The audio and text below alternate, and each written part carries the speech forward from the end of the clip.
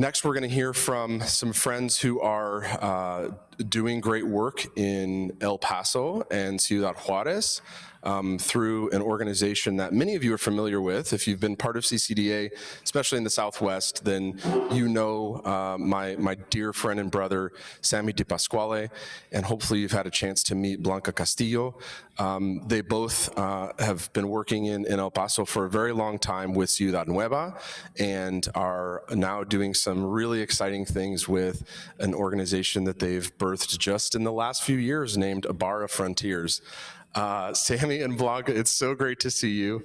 I wish you were here with us in Phoenix, or maybe I wish I was there with you in El Paso, but we are really looking forward to hearing from you guys what's happening in El Paso and Ciudad Juárez and how Abara is leading the way there.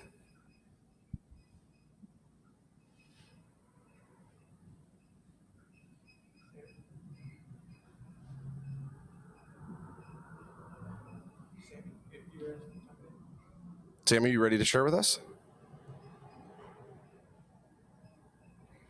Sorry, we froze up there for a second. I think you, can you just repeat your question, Adam? Sorry. My question was just share with us what you guys are doing in El Paso and Ciudad Juárez and an update on kind of that area of the border.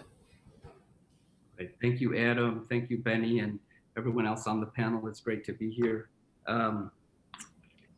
Yeah, Blanca and I are here working with Abara in El Paso, Juárez, like you mentioned, and our focus is on borderland connections, learning, and engagement, both for ourselves. How do we connect? How do we learn? How do we engage as an organization, as a team? And then also hoping to provide opportunities for others to do the same in terms of connecting, learning, engaging. And so as part of our engagement, what we feel led into is helping sort of respond to some of the most pressing needs in the region, which for the last number of years have been related to asylum seekers, migrants, supporting shelters on both sides of the border. And Blanca is going to share a little bit more about that in a minute. And I'll just share some of maybe the larger situation right now in El Paso, Juárez, because it's a little bit different all along the border. And so I look forward to hearing about what's happening in Nogales as well. But for us, we have three main. We're responding sort of on the El Paso side. We're seeing three main sort of groups that are arriving. One is through MPP, which has been, over the last number of weeks, month or two, the current administration has been processing people who have been across the border in Juárez for up to 2 years, staying in shelters there, some of whom we've known for those 2 years. And now we're seeing them be able to come across into the US and be part of welcoming committees even right at the border. And those numbers are about a day during the week, Monday to Friday. Incredibly seamless process because of really great binational cooperation between groups and entities on the Juárez side and the El Paso side. And so we're all communicating really well, and that's been really amazing to watch. So we're seeing about 150 a day through MPP. Many are not staying in the shelter system in the US or here in El Paso. They already have flights or bus tickets directly because it's known when they're going to cross over. They've been able to arrange that. But then a certain percentage, a smaller percentage than we've ever seen before, are actually staying in shelters or the Annunciation House shelter for a day or two until they move on. Another group is, of course, unaccompanied minors. We've all heard a lot about unaccompanied minors in the media. And in El Paso, Border Patrol was over capacity in terms of housing unaccompanied minors and keeping them longer than was legal because there was no capacity with Office of Refugee Resettlement and Health and Human Services. And so now, though, just recently on the Fort Bliss base, we're seeing a structure being established where currently I think 500 are being kept and up to 5,000 will be kept. Those are out of the public eye, so we do not really see the unaccompanied minors. They're going straight from Border Patrol to any of these facilities. The other is that we have been receiving now for quite a while overflow from the Rio Grande Valley, from Brownsville, McAllen. As pretty much everyone along the border is still being returned through Title 42, as you mentioned, Adam.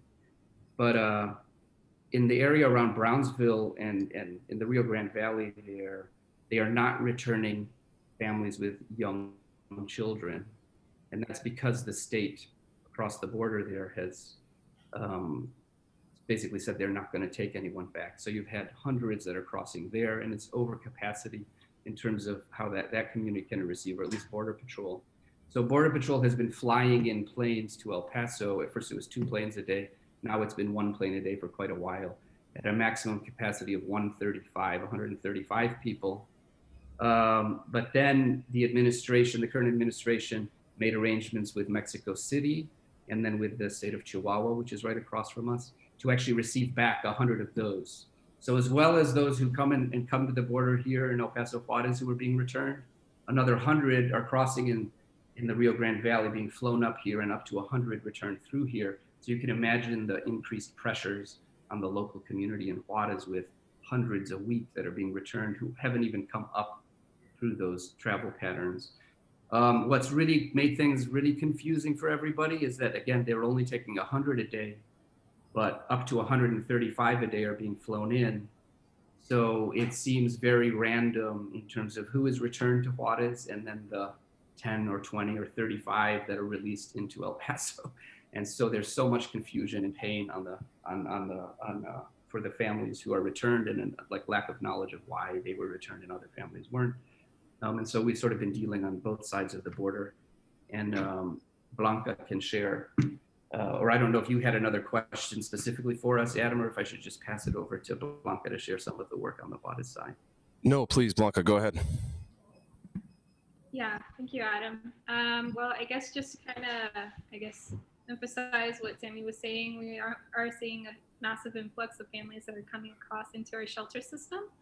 Luckily, Juarez and Chihuahua as a state has been one of the border cities that has shown a lot of initiative from both local, state, and federal levels of the Mexican government to cooperate and collaborate with international NGOs and local nonprofits. So I think it's due to that we were able to amass this awesome shelter system of about 20 shelters to take in the families that were originally under MPP, and now also with new Title 42 returns.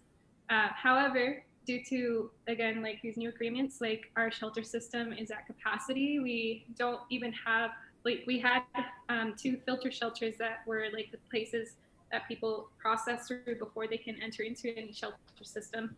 And even those are like at max capacity right now. So we are still struggling where the municipal government here is like trying to scramble to set up new shelters as we speak, but it's just a lot to take in. We're also like battling with like a lot of the messaging that coyotes or polleros in like these home countries in Central America are using to entice families under 6 years old. That's been like the major pattern. Like all these families are basically parents that are coming in with children under that age. So it's been very difficult. We've been trying to kind of just provide as much support as we can, like with the shelters. I lead a lot of art therapy exercises with the children's shelters for unaccompanied minors that are returned to Mexico. So it's been interesting kind of working in that respect as well, and seeing like the different flows of migrants, and also like seeing like, I guess, the process, like once they're not let into the US on the side, and how long it takes for them to be processed back to their families in their, or the countries of origin.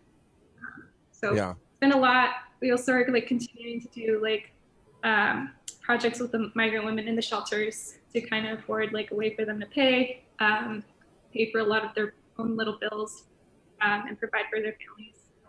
I don't know if you guys were able to get a tote bag for CCDA, but they were created by families at our workshop. So that's great.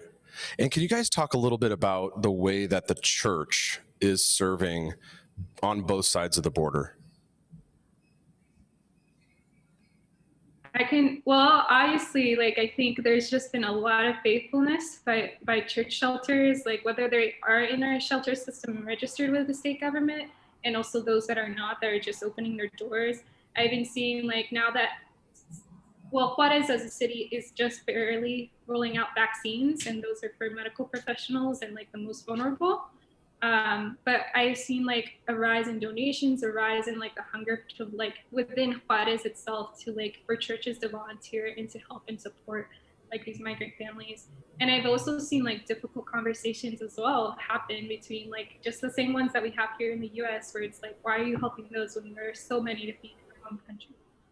And I've been present to see those conversations happen. And I've also seen like a lot of hearts change and a lot of people continuing to give, and a lot of churches from El Paso partnering with churches in Juarez to like get food to even like the least considered in the circle.